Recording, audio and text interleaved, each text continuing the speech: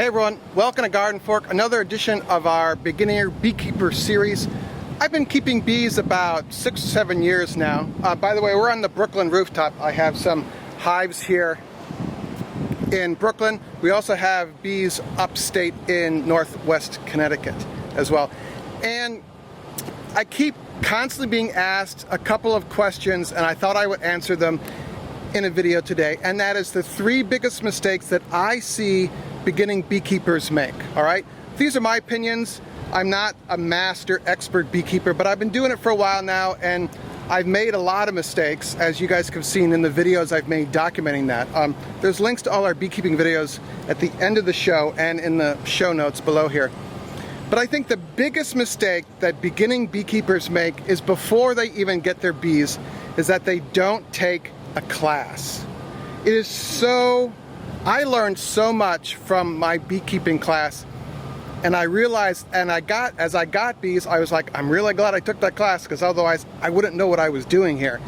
And I am a member of a couple different bee discussion groups on the various social media platforms, and I'm kind of blown away by this isn't a nice word, but the naivete of a lot of the questions that people ask. And I'm like, did you take a class?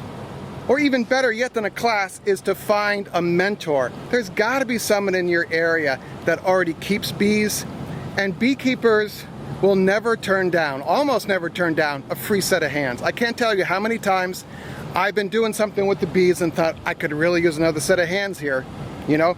So find a mentor or take a class. You can find about classes by finding your local beekeeping association. Just Google your state or county or town and then beekeeping club or association and see what comes up. You'll learn a ton, you'll also make friends, and you'll be able to ask other people questions that are kind of relevant to your area. Now, if you mentor with someone or take their class, it's kind of like politics. You may not agree with everything that they say, but we're all in this because we want to keep bees, maybe for pollination or for honey, but we want to keep them alive. And a lot of beginning beekeepers kill their hives because they didn't take a class. You can watch YouTube channels like mine, have beekeeping. You can learn a lot from them, but there's just so much for a hands-on, in-person, or a phone call or text message away kind of relationship. And I learned from a gentleman in a nearby town who took us along as he tended his bees, and then I took a class, and that was great. So mistake number 1, a class. Mistake number 2 is people buy packages online and have them shipped. I think that's one of the most cruelest things you can do to bees, is to have a bee package shipped. Not queens. Shipping queens overnight, I'm okay with. It's fairly humane.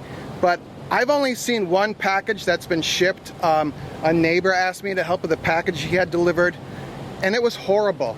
2/3 of the bees were dead at the bottom of the shipping package.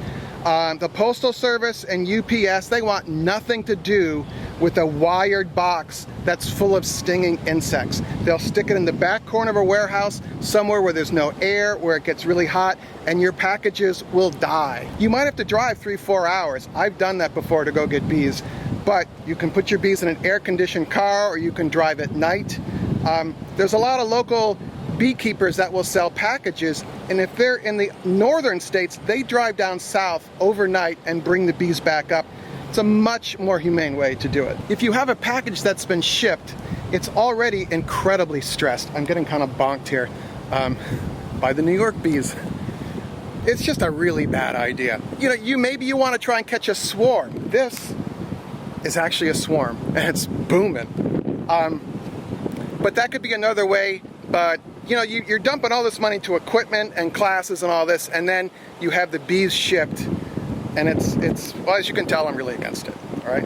The third big mistake I think people make, and this is controversial, but they don't treat for Varroa mites. And I did this same thing. I read online, I watched videos. I even made a video about it, which I've deleted since then, about like using powdered sugar to control mites.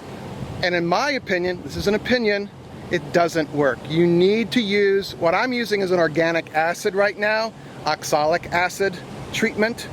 I'll link below to a really good article about why you should use that.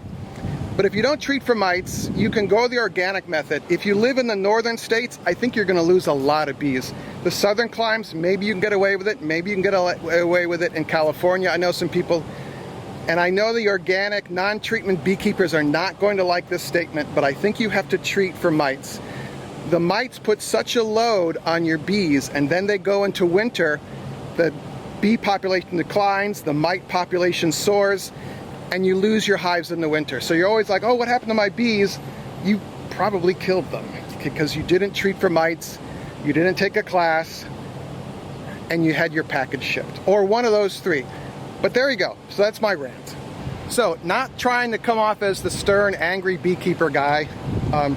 I'm usually pretty happy about the world. But I just really felt strongly about that, and I know people are starting now to think about keeping bees for next year, or you're keeping now. What do you think? What are your big mistakes or mistakes you see people make? Let me know in the comments below here. If you want to watch more of our beekeeping videos, click on the little eye in the sky right above here. That'll take you to our big beekeeping playlist. Also, links below for all about Eric and GardenFork. We put out eclectic DIY every week. It'd be great to see you there. All right, make it a great day. I'll see you.